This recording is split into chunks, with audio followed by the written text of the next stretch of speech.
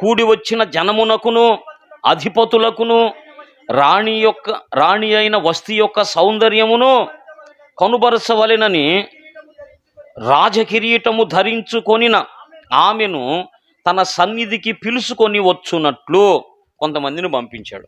అంటే తన భార్యను కూడా చూపించాలి. ఆమె సౌందర్యం, రాజకిరీటం ధరించిన తన భార్యను ఆయన చూపించాలి అనుకున్నాడంట. చూపించాలనుకొని తన దగ్గర పనిచేసేటువంటి నాయకులను, అధికారులను పంపినప్పుడు ఆమె ఏమంది? నిరాకరించింది.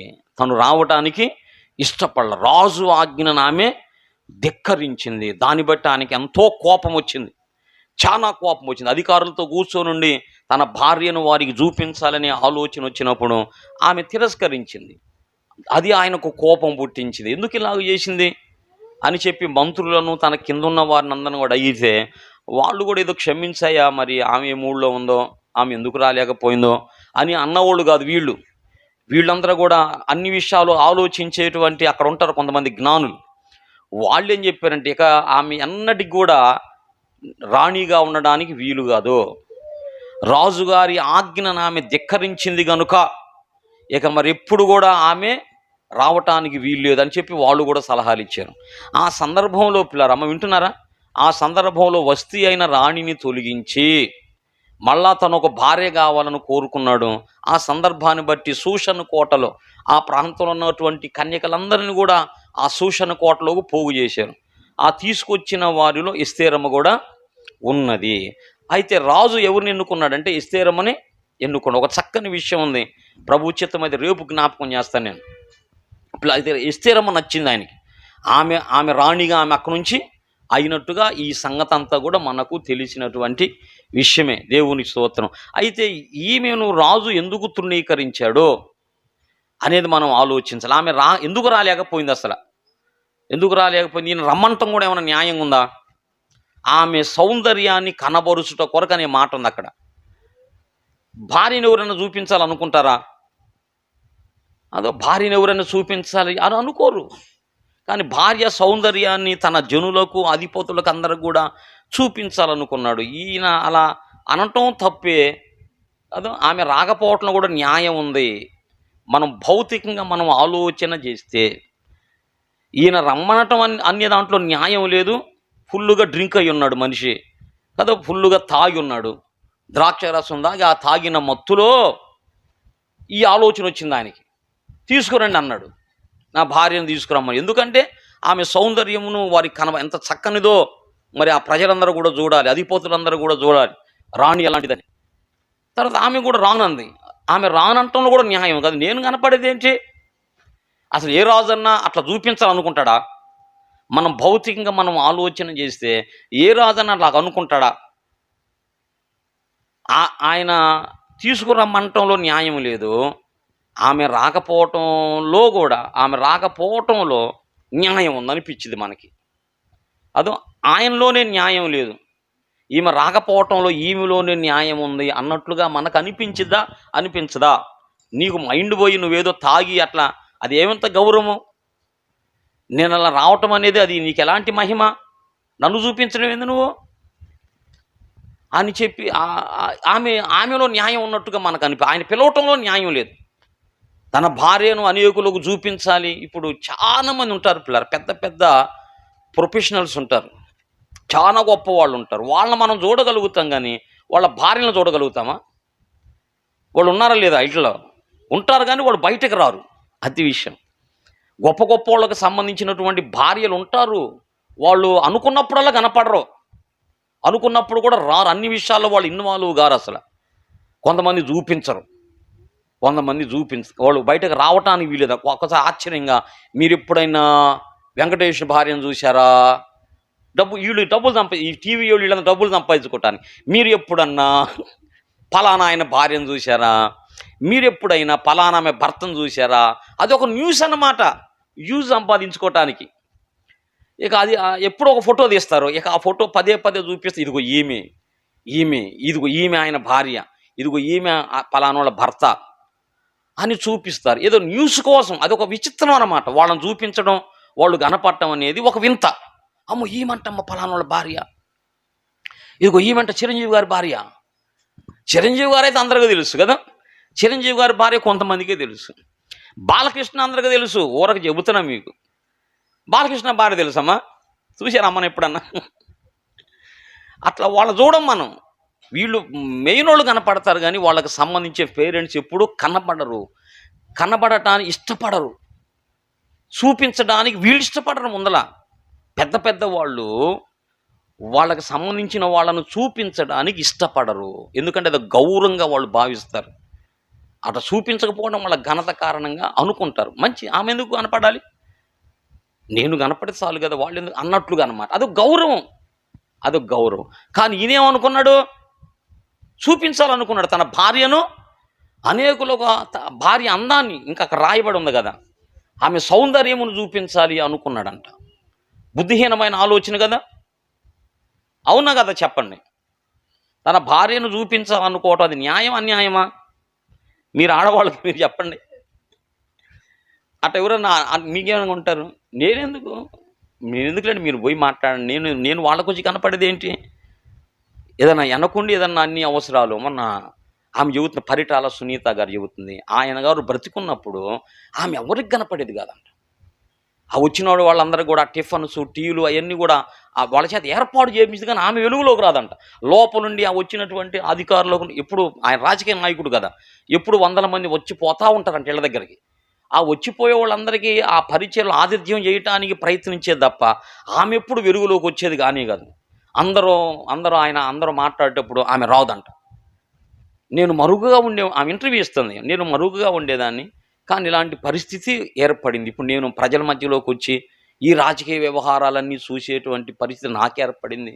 మా ఆయన గారు బ్రతికున్నప్పుడు అసలు నేను కనబడేదాన్ని కాదు, ఎక్కడో వంటగదిలో ఉండేదాన్ని, ఎప్పుడు వచ్చిపోయే వాళ్ళకి ఏం వండి పెట్టాలా ఆ విషయం మీద మనసు ఉంచేదంట. అంటే ఈ రీతిగా మనం ఆలోచించినప్పుడు ఇది కొంచెం అవమానం. ఈ రాజుగారు చేసిందే తప్పు అనిపించింది అది కదా. ఆమెలోనే న్యాయం ఉంది, నేను వచ్చేదేంది, నేను రానుపో అని ఆమెలోనే కొంచెం న్యాయం ఉన్నట్టుగా మనకు కనపడింది. ఏది ఏమైనా అది తప్పని కింద నాయకులే చెబుతారు. ఎందుకంటే భర్త అంటే ఎవరు చెప్పండి? భర్త మాట ధిక్కరించినట్లు. భర్త ఏది చేయమంటే చెయ్యాలి, భార్య యొక్క ధర్మం అయి ఉన్నది, అది ధర్మశాస్త్రం చెప్పే విషయం అన్నమాట. అలా రాకపోవటం అనేది అది అవిధేయత. భర్త పిలిచినప్పుడు రాకపోవటం ఏం చెప్పండి, అది అవిధేయత, అవును కదా? భర్త కదా పిలిచింది, ఆయనకు తెలియదా నీ గౌరవం ఏంటో, నిన్ను ఎలా గౌరవంగా చూడాలో, నిన్ను ఎలా ఉంచాలో భర్తకు తెలియదా? అంటే మనకు అలా కనపడిద్ది, కానీ ఆ రాజ్యంలో ఉన్న వాళ్ళందరూ కూడా నిర్ణయించింది అదే. ఆమెలో అవిధేయత ఉన్నది. పిలిచింది ఎవరు? భర్త పిలిచాడు, అవిధేయత. తర్వాత అది అధికార ఉల్లంఘన అయింది, అధికార ఉల్లంఘన. రాజు పిలిచాడు, రాజు మాట అంటే అది పవర్ అన్నమాట, అధికారంతో కూడింది.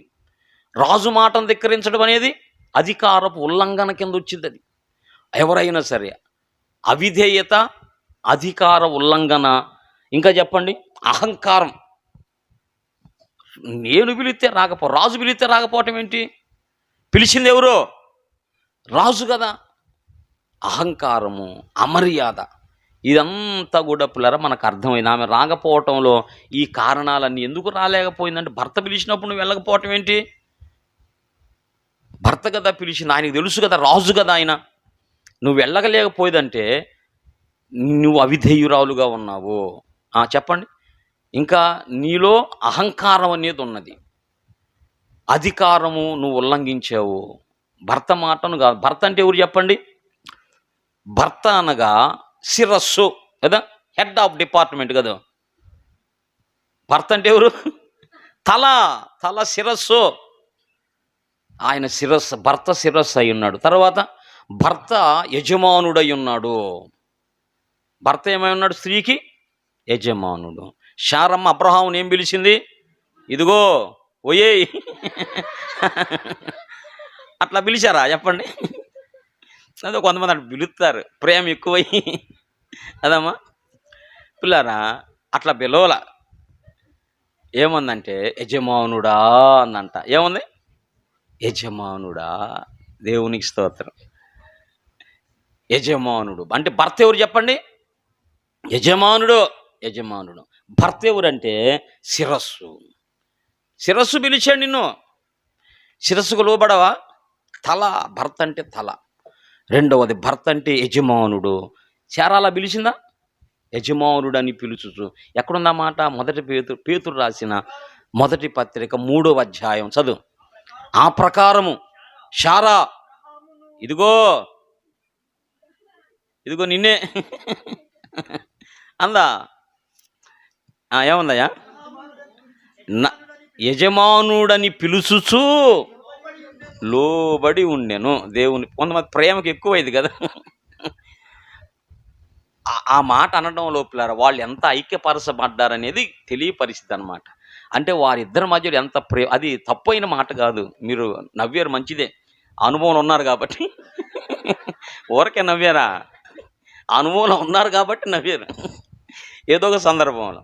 అంటే అంత అనుబంధం ఉంది భార్యాభర్తలు అంటే. అదమ్మ సృష్టిలో ఎవరికి ఉన్నంత అనుబంధం వాళ్ళిద్దరి మధ్యలోనే ఉండిద్ది, భర్త భార్య అంటే అది. కనుక అలా పిలుచుకోవటం అనేది అది ప్రేమకు నిదర్శనం. అది ప్రేమకు నిదర్శనం, ప్రేమకు గుర్తు అలాగ పిలవటం. ఇప్పుడు ఏమని పిలిచింది శారమ్మ? యజమానుడా. ఏముందంట? యజమానుడని పిలుచుచు లోబడి ఉండెను. ఎంత గొప్ప మాట! భర్త అనగా తల, శిరస్సు. 2 భర్త అనగా యజమానుడు. భర్త అనగా రాజు, ప్రభువు. దేవునికి స్తోత్రం. భర్త అంటే ఎవరు? స్త్రీకి రాజు, ప్రభువు ఆయన. దేవునికి స్తోత్రం. 45వ కీర్తనలో ఇతడు నీ రాజు, నీ ప్రభువు, నిన్ను కోరుకున్నవాడు కనుక ఇతనికి నమస్కారం చెయ్యి. ఎవరంట ఆయన? మన రాజు, మన ప్రభు, మనను కోరుకున్నవాడు కనుక ఆయనకి ఏం చేయాలి? నమస్కారము చేయాలి. ఏం చేయాలి? నమస్కారము చేయాలి. భర్తకి ఏం చేయాలి? ఇది హిందూ సాంప్రదాయం. ఉదయం లెక్కవటంతోనే వాళ్ళు భర్త కాళ్ళకు దండం పెట్టుకుంటారు. అట్లా మంగళసూత్రాన్ని కాళ్ళ దగ్గర పెట్టి భర్త కాళ్ళకు ఆనిచ్చి దండం పెట్టుకుంటారు.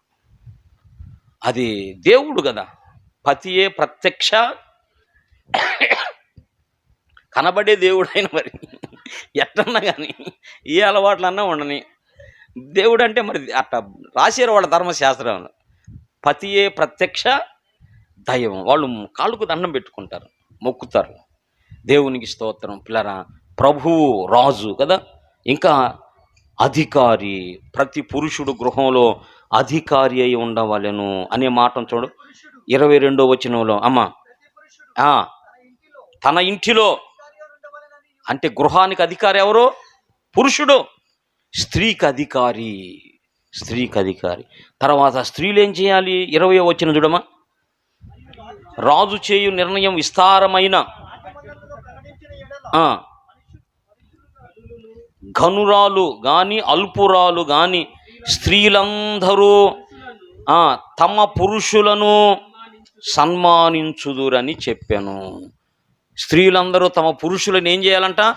సన్మానించుదురని చెప్పాను. ఒక కఠినమైన నిర్ణయం చేయాలి నువ్వు రాజా అని చెప్పి అధికారులందరూ కూడా రాజుకు సలహా ఇస్తున్నారు.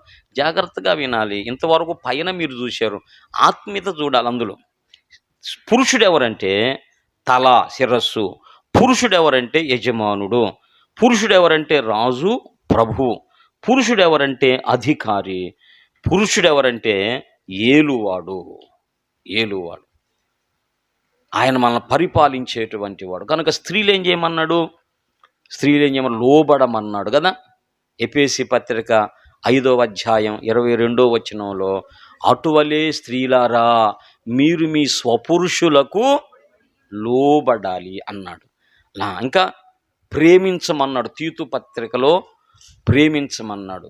మీ భర్తలను పిల్లలను ప్రేమించువారై అన్నాడు. ప్రేమించాలి. తర్వాత సన్మానించాలి, భర్తను గౌరవించాలి, ఆనరు చేయాలి. నీ భర్త నువ్వే అవమానపరుచుకుంటే గౌరవించుకోవాలి. తర్వాత నమస్కరించమన్నాడు 45వ కీర్తన. ఇవన్నీ కూడా పిల్లరా స్త్రీ పురుషుల మధ్య, భార్య భర్తల మధ్య ఉండవలసినటువంటి గౌరవ మర్యాదలు. భౌతికంగా చూస్తే అవి కొంచెం వ్యతిరేకంగా మనకు కనబడవచ్చు, కానీ లోపల వాస్తవంగా బైబిల్ ప్రకారము స్త్రీ పురుషులకు లోబడాలి, చూపించాలి. అలా చూపించబడటం అనేది అది కొంచెం అవమానంగా, ఆమెకి అవమానంగా భావించాడు. ఆయన సరిగా మైండ్‌లో లేడు ఆయన. తాగి ఉన్నాడు. గనుక నేను వారికి కనపడేదేంది, నా సౌందర్యం వాళ్ళకు చూపించేదేంది, ఇది భౌతికంగా అక్షరార్థంగా ఇది మనకు తప్పుగా కొంచెం కనబడవచ్చు గానీ, నేను అందుకే 1 కొరింథీ పత్రిక చదివించా. అక్కడుంది ప్రతిది కూడా మనకు బోధ కలుగుట కొరకే వ్రాయబడి ఉన్నది. దేవునికే మహిమ కలుగునుగాక. అయితే మన ప్రభువైన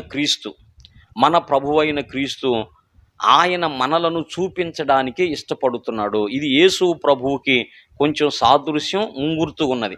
ఇది భౌతికంగా కొంచెం బాధకరంగా అనిపించిద్దేమో కానీ ఆత్మీయంగా మనం తీసుకుంటే మన రాజు అయినటువంటి యేసయ్య మనలను చూపించడానికి ఇష్టపడుతున్నాడు. దేవునికి స్తోత్రం కలుగునుగాక. చూడండి, తన ప్రేమ, తమ మీద చూపబడిన ప్రేమేమిటో అది ప్రజలు గమనించాలి. మన పట్ల దేవుడు తన ప్రేమను చూపించాడు. తన ప్రేమ మన ఎడల ప్రత్యక్షమైంది అని తీతు పత్రికలో మనం చూస్తాం.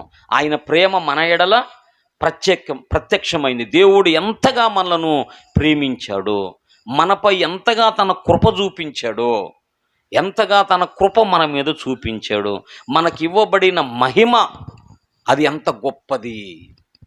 మనకివ్వబడిన మహిమ ఎంత గొప్పది, మనకి ఇవ్వబడిన కీర్తి ఎంత గొప్పది, మనకివ్వబడినటువంటి స్థానము ఎంత గొప్పది అనేది పిల్లరా తన భార్య పట్ల, తన సంఘము పట్ల, అమ్మ వింటున్నారా, తన భార్య అయిన, ఇప్పుడు యేసు ప్రభువుకి సంఘం ఏమైంది?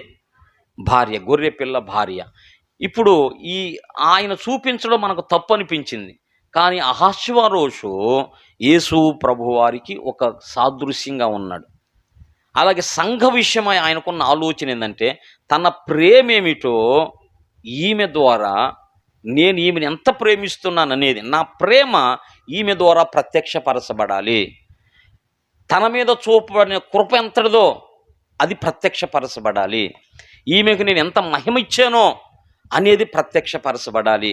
ఈమెకు నేను ఇచ్చిన స్థాయి ఎంత గొప్పదో అనేది ప్రత్యక్షపరచబడాలి, చూపించాలి అని దేవుడు ఆశించాడు, చూపించాలనుకున్నాడు. విశ్వ పౌరులందరికీ దేవునికి మహిమ కలుగునుగాక. ఈ విశ్వంలో ఉన్న వాళ్ళందరికీ కూడా మనమేమిటో చూపించాలని దేవుడు కోరుకున్నాడు.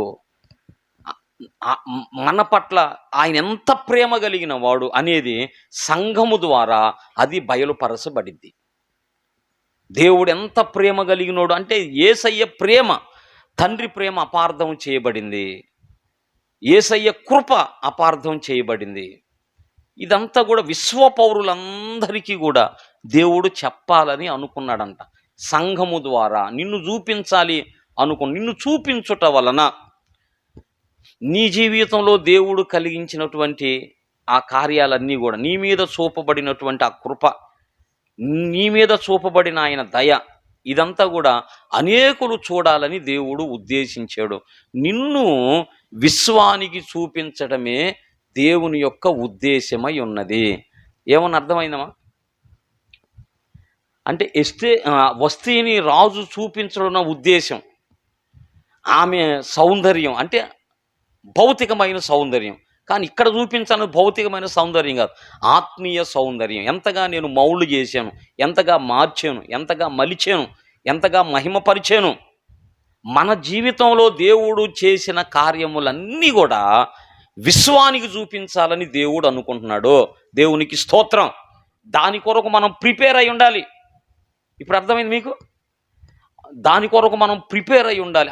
ఆమె అలా రాలేకపోతే తన మహిమ ఏమిటో చూపించాలనుకున్నాడు రాజు. ఆమె రాకపోవటం అనేది తప్పు అయిద్దా, న్యాయం అయిద్దా? ఇప్పుడు దేవుడు చేస్తున్న పని అంతా మన పట్ల కూడా అదే. మనవలందరినీ కూడా దేవుడు చూపించాలని ఆశించాడు. తన ప్రేమ ఎంత గొప్పదో విశ్వానికి నీ ద్వారా తెలియపరుస్తాడో, మన మీద చూపబడిన ఎంత కృప కలిగినటువంటి దేవుడు అనేది విశ్వానికి అందరికీ చూపిస్తాడు. దేవుని ప్రేమ నీ ద్వారా విశ్వానికి పరచబడింది. దేవుడు నీ మీద చూపబడిన కృప, దేవుడు ఎంత కృప కలిగిన వాడనేది నీ ద్వారా విశ్వానికి తెలియాలి. అది విషయం. నిన్నెందుకు తయారు చేస్తున్నాడంటే ఒక కారణం ఉంది. భవిష్యత్తులో నిన్నేం చేస్తాడు? విశ్వ ప్రజలందరికి కూడా చూపిస్తాడు. వాళ్ళు ఆశ్చర్యపోతారు. ఇదంతా మీకు అర్థం కావాలంటే కొంచెం బైబిల్తో పరిచయం ఉండాలి, బైబిల్తో కొంచెం టచ్లో ఉండాలి మనం. విశ్వానికి అంతటికి కూడా పిల్లరా మన ద్వారా దేవుడు ఎంత ప్రేమ కలిగిన వాడు అనేది తెలుసుకుంటారు.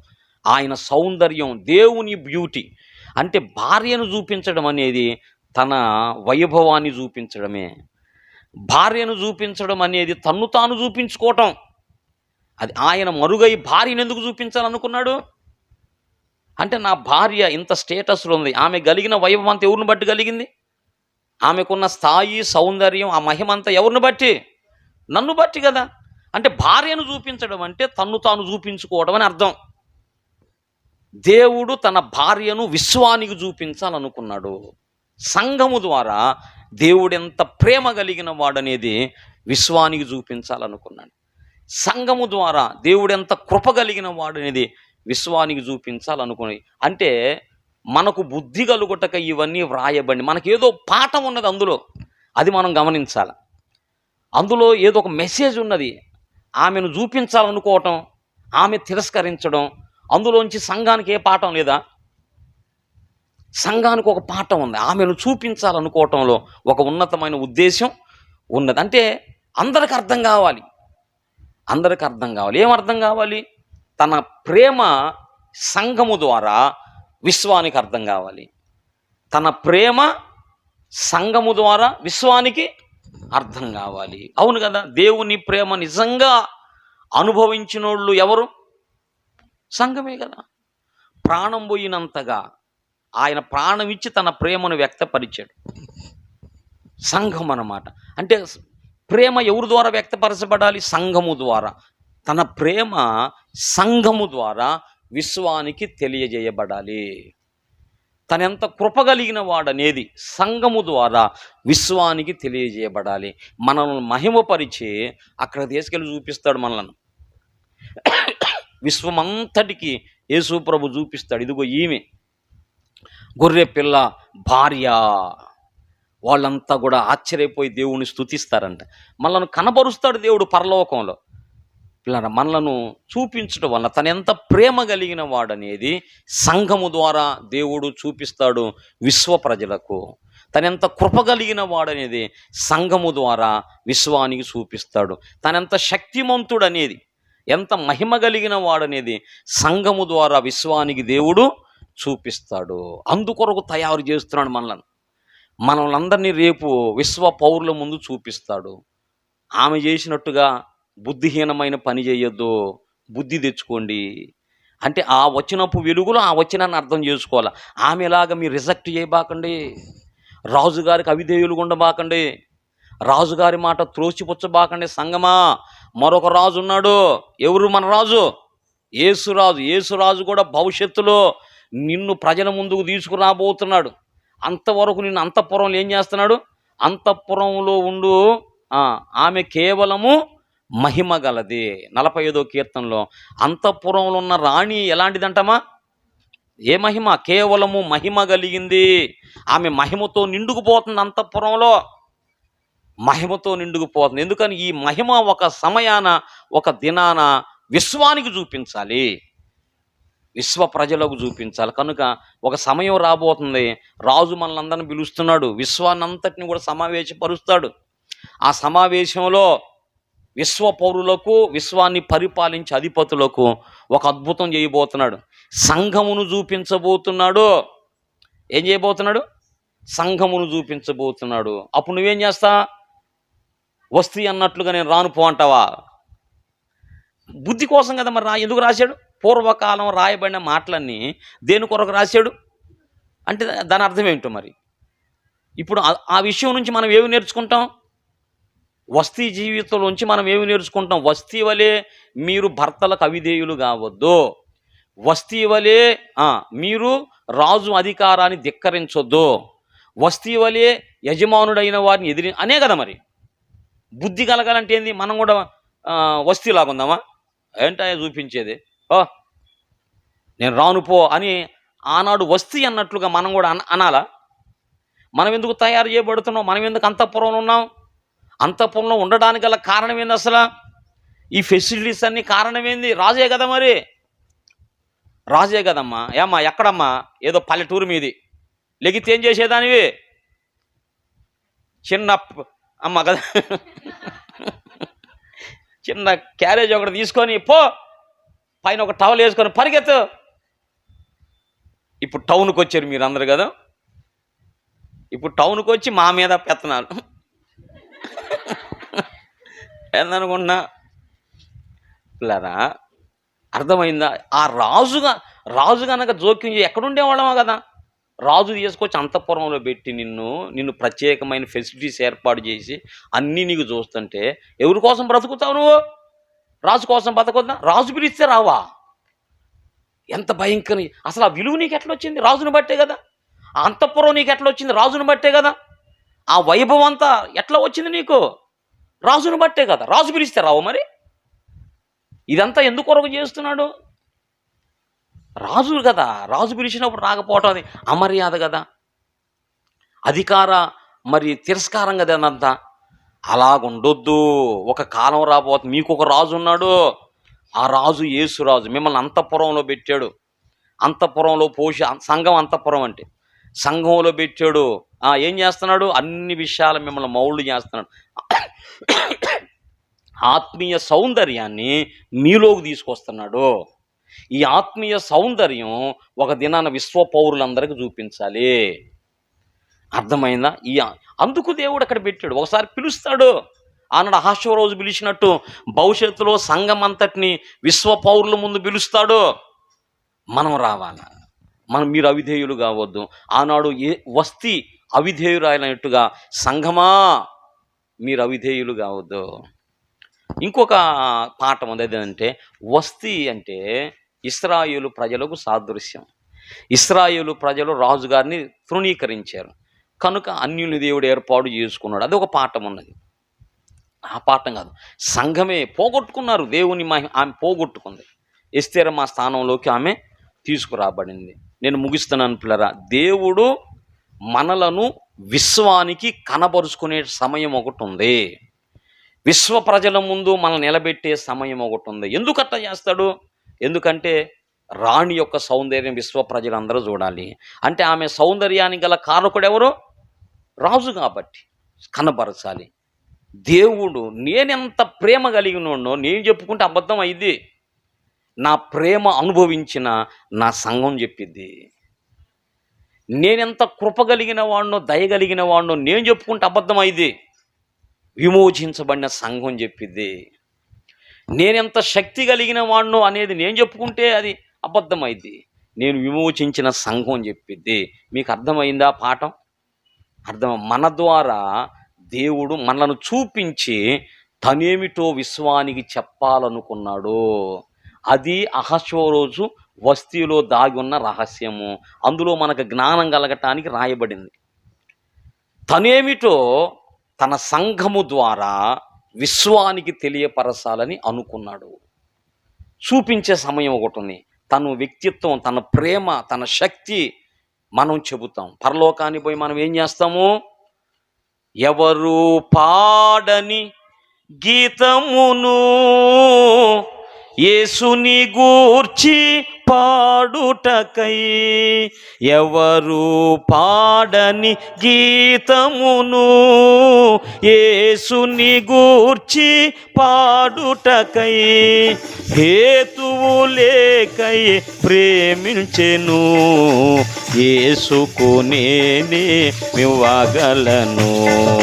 భువి నుండి శ్రేష్ఠ ఫలముగాను దేవునికి నిత్య స్వాస్థ్యముగా భూజనములలో నుండి నన్ను ప్రేమించి క్రయధన మీచితివే.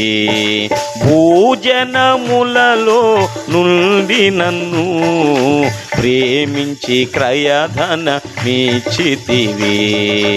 హల్లెలూయా హల్లెలూయా హల్లెలూయాయని పాడెదను, ఆనందముతో సాగెదను.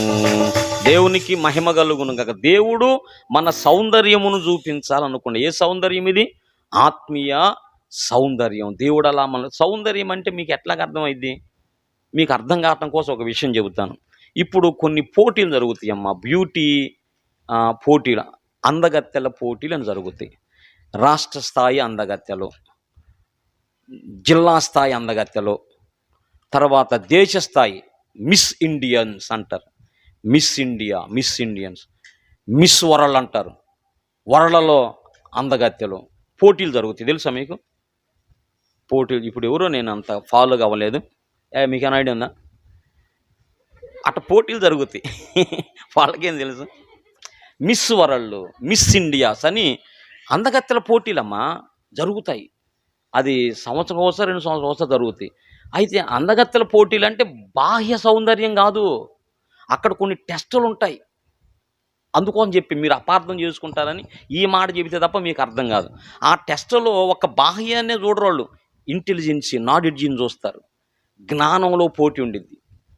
అన్ని ప్రశ్నలు అడుగుతారు వాళ్ళు, అన్ని గణితంలోంచి అడుగుతారు, సైన్స్లోంచి అడుగుతారు, తర్వాత జనరల్ నాలెడ్జ్ అడుగుతారు. బాహ్యం అనేది తర్వాత, బాహ్యాన్ని కూడా చూస్తారు. అయితే బాహ్యం వట్టికే లెక్కలోకి తీసుకోరు.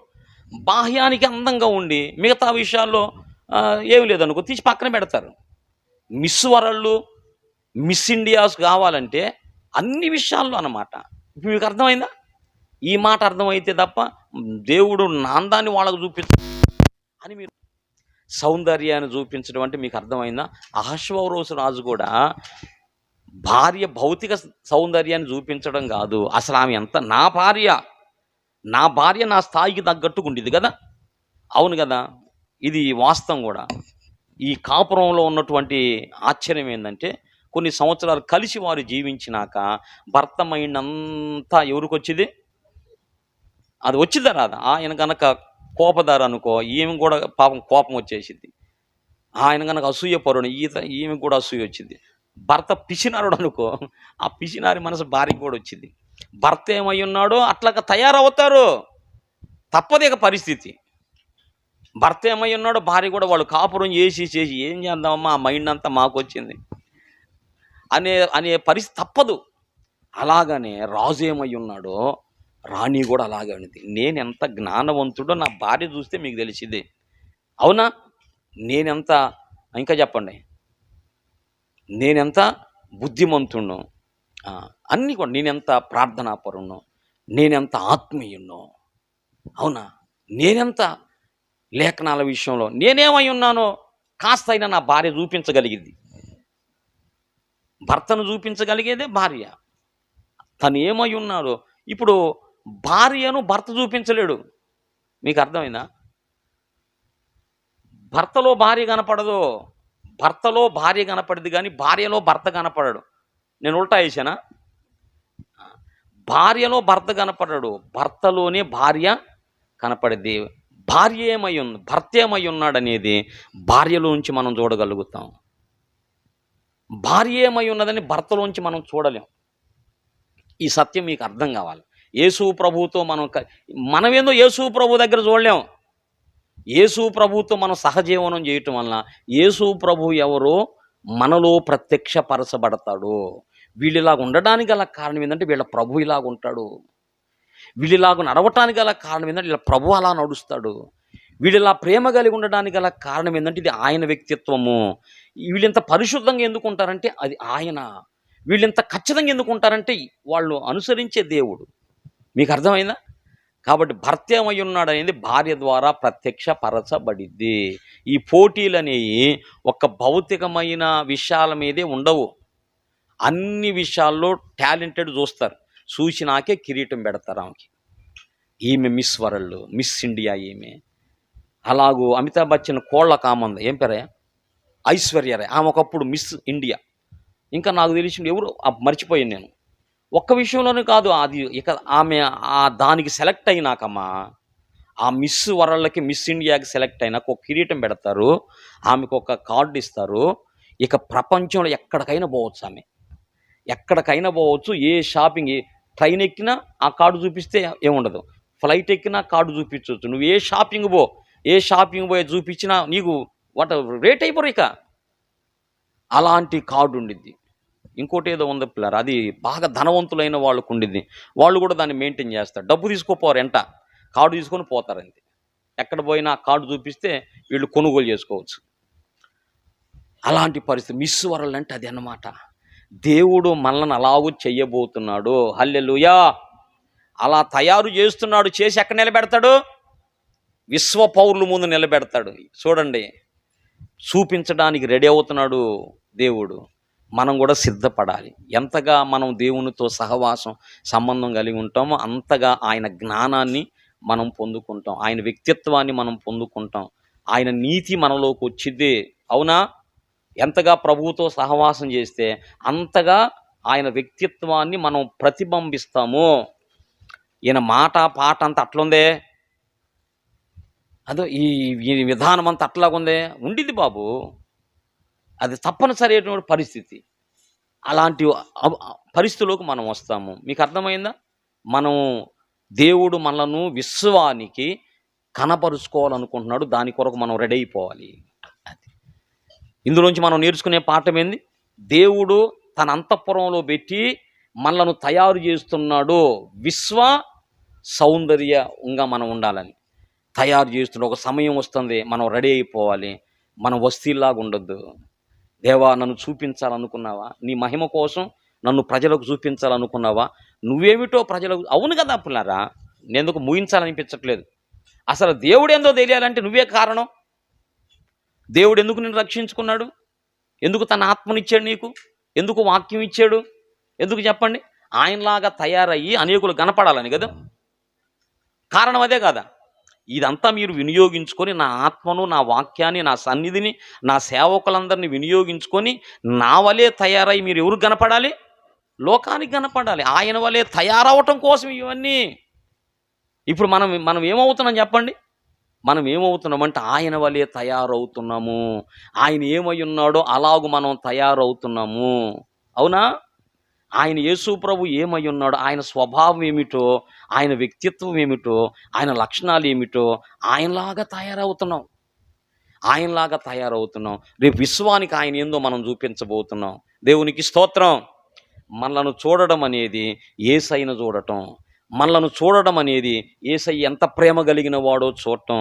మనలను చూడడం అనేది యేసయ్య ఎంత న్యాయవంతుడో విశ్వం చూడడం. అర్థమైందా? కనుక దేవుడు మనలను చూపించాలి అనుకుంటున్నాడు. వస్తీల వలె మనం అవిధేయులు ఉండొద్దు. మనము తయారైపోతాం. ఎస్తేరు వలె మనం ఉండడానికి సిద్ధపడదాం. దేవుడి వాక్యము మనందరి కొరకు దీవించునుగాక. ఆమేన్. ఇక్కడ ఆపోతే ఇక తెగేటట్టు లేదు. ఎంతవరకైనా ఈ అంశం పోయేటట్టు ఉంది. ప్రభు చిత్తం అయితే మీకు అర్థమైందా? ఇందులో ఉన్న చిన్న మాట మీకు అర్థమైందా? అర్థమైతే ధన్యులు. దేవుడు భవిష్యత్తులో మనలను విశ్వానికి చూపించాలి అనుకుంటున్నాడు. తన భార్యను చూపించాలనుకున్నప్పుడు వస్తీ నిరాకరించింది. అది బుద్ధిహీనత. మనం అలాగూ ఉండొద్దు. మనం దేవుడు విశ్వానికి చూపించాలనుకున్నాడు. మనం కనబడటానికి మనం రెడీ అయిపోవాలి. మనం కనబడటం అనేది యేసయ్యను చూపించడంతో సమానం అన్నమాట. యేసయ్య ఏమై ఉన్నాడు అనేది విశ్వానికి మన ద్వారా తెలియనుగాక. అర్థమైనడు స్తోత్రం చెబుదాం. హల్లెలూయా. అమ్మా, ప్రార్థన చేసుకుందాం. కొంచెం కష్టపడాలా. ఇది ఏంటంటే కంపేర్ చేసే ప్రసంగాలు అంటారు వీటిని. ఈ విషయంలో నాకు అంత పట్టు లేదు. ఒక విషయాన్ని మరొక విషయంతో కంపేర్ చేసి మాట్లాడటము, అందులో ఉన్న ఆత్మీయ అర్థాన్ని బయటకు తీసుకురావటం అంటారు దీన్ని. మీకు అర్థమైందమ్మా? అర్థమైతే ధన్యులు. ప్రార్థన చేసుకుందాం. ఇంకా అర్థం కాకపోయినా చేయగలిగింది ఏమీ లేదు. అమ్మా, ఇక నేను చేయగలిగింది ఏమి లేదు, ఎవరు ఏం చేయగలేదు. పరిశుద్ధాత్మ దేవుడే మీ జీవితంలో గొప్ప కార్యాలు చేయును గాక.